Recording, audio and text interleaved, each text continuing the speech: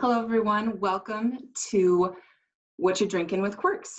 My name is Koenig Hapka, and I am the digital content editor here at Quirks. We began this series to help people socialize and connect while we're all social distancing.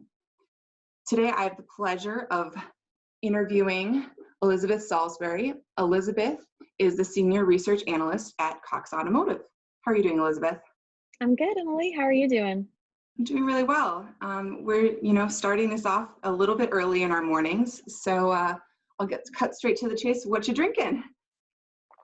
Well, I am drinking a Starbucks house blend coffee, which is not super interesting in and of itself, but I did bring out one of my favorite mugs today. I'm a fan of musicals and of Broadway, and a friend got this for me a long time ago. It has little thumbnails of a bunch of Broadway shows. That's so awesome. I'm also drinking coffee. This is a Peace Coffee blend from our local Minneapolis Peace Coffee roasters, and it's a birchwood blend, and it's served at one of my favorite local cafes, which I'm not able to visit right now, but I can drink their coffee still. So I have set up a couple questions for you today. I know we first connected last year when you were up for the Outstanding Young Researcher Award at the Marketing Research and Insights Excellence Awards, and you went on to win that, so congratulations again. Thank you. I was wondering if you could just talk a little bit about your work at Cox Automotive and how you're feeling just as a young professional during these challenging times. Sure. So at Cox Automotive, I'm on our research and market intelligence team. I work on the client services side of the business. So in client, you might call it. I specifically focus on Auto Trader and Kelley Blue Book, which are our two consumer facing brands. So it's my job to kind of be a liaison between our research team and the business to understand what research strategies are appropriate for different projects.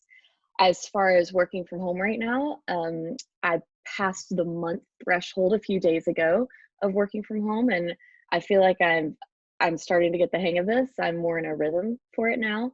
It has been challenging at times, especially for an extrovert, but yeah, but we've had a lot of support from our group, and I've stayed in touch with friends from work on Zoom calls like this, Microsoft Teams meetings, virtual happy hours, and all that good stuff. That's awesome that you're able to still connect. What would you say is the best connecting tool that you are using right now? I'm a big fan of Microsoft Teams. That's what our company-wide platform is. On the personal side, I've been using Zoom with family and friends and all that kind of thing. And then just a good old-fashioned phone call, honestly, is always helpful. So if you could give a piece of advice to a young professional right now that's really early on in their marketing research career, and probably struggling a little bit more than those of us who are in a few years into it, what would that advice be? I think my advice would be, now is still a good time to network. Networking looks a little differently, obviously, nowadays because there aren't in-person events or anything like that, but there are a lot of virtual webinars. LinkedIn, of course, is still a good option. And if I go on my LinkedIn or my Twitter right now, there's still a lot of action kind of happening in the professional world. So I would just say, don't be shy about reaching out and making those connections, even while you can't do it in person. Sure, I think that's great advice. I agree. I've seen a lot of people being even more active on LinkedIn than I've ever seen them before, kind of giving their personal advice for those researchers that are deep into their careers and have overcome some challenges themselves. So that's great. I have a hat here with some random questions that are just, fun. This is actually my son's Minnesota Twins hat. So I'll pull one out for you. I'm so excited. All right, here we go. If you could have another career doing anything, what would it be? Ooh, that's a good one. Growing up, I was that kid who changed her mind every week on what she wanted to be when she grew up. So let me think.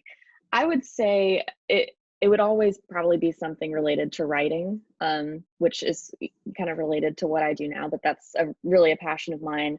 I was really close to going into journalism, so I can definitely see myself doing that.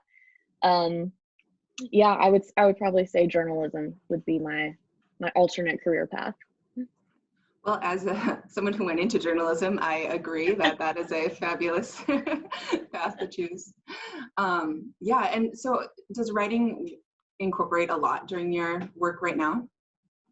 It does, yeah. A lot of what I do, and I know Emily, we've talked about this before, but it's a lot of data storytelling is sort of how I Mm-hmm. describe it, and turning research into a real story. So now more than ever, a lot of people have questions, especially related to COVID and that kind of thing, and how that's going to affect the automotive industry. So it's especially important right now, I think, that my team and I craft stories that are really actionable and straightforward.